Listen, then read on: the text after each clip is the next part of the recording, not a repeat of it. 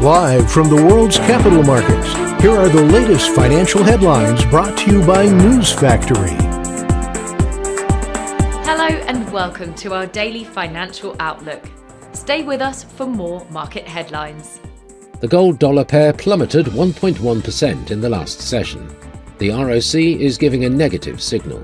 The euro dropped 0.9% against the dollar in the last session. The ROC is giving a negative signal, which matches our overall technical analysis. The pound fell 0.5% against the dollar in the last trading session. The ultimate oscillator is giving a negative signal, which matches our overall technical analysis. The Aussie-dollar pair plummeted 1.3% in the last session. The ROC is giving a negative signal. Coming up, our chief analyst's choices for today. Reports of slower growth at China's factories and retail sales drove down oil prices. US stocks dropped as China printed lower than expected economic data and unexpected interest rate cuts, prompting concerns about the outlook for global growth.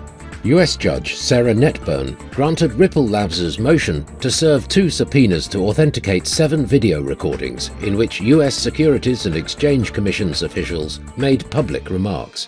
Canalys figures showed Samsung was the only smartphone vendor in the top 5 to register annual shipments growth in Q2 in the Southeast Asia market, with an overall double-digit decline as consumer confidence was hit by growing inflation. Those were today's major economic events, and now moving on to world financial headlines. The UK's ILO unemployment rate will be released at 0600 hours GMT.